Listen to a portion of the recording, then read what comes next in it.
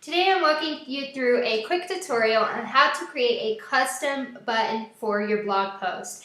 I have this blog post here in WordPress and I have a 15% off coupon code for the Immensely Social audience. Now you can find buttons online that look like this one, but to me that's a little too invasive for what I want to put in my blog post. I want something that's branded.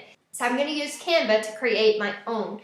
And this is what the end result looks like.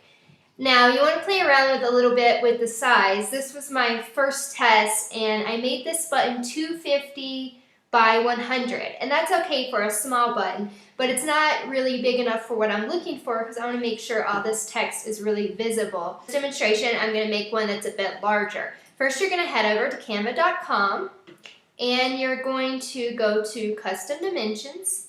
And we're going to try 600 by 175. Pixels. I'm going to create a new design. And here is my blank canvas. If you go over here to elements, you can actually type in buttons.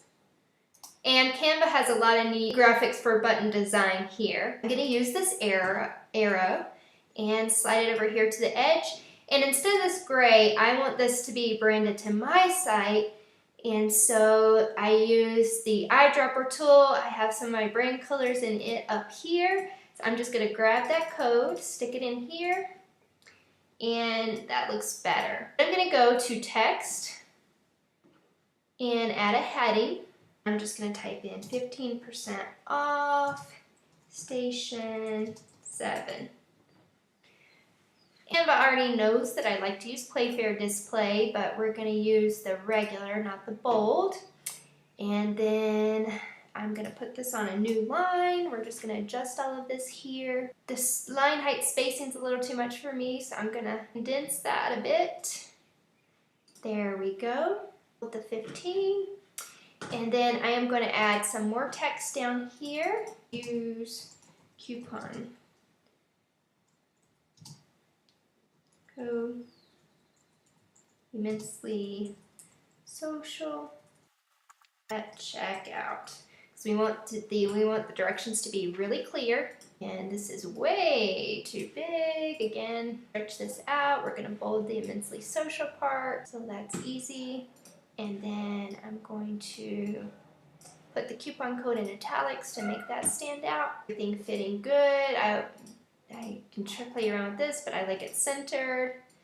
Play around with the alignment a little bit. There we have it. But just being a white button like this with nothing around it, it's just going to maybe blend in a little bit too much to the white page on the blog. And I really want to make sure people understand that this is a button. So I'm going to put a border around it. So I'm going to go back up here to elements. I'm going to type borders. Scroll down and here's just a free, just plain line border.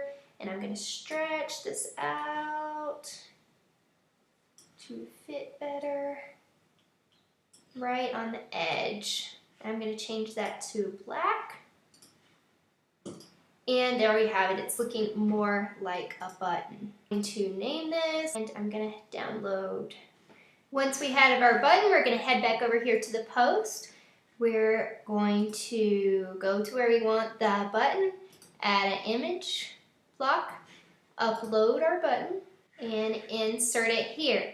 Now, in order to make this link to the website that I want it to, so people can check out with their coupon code, you're going to go to the block setting over here. This is the newer WordPress editor.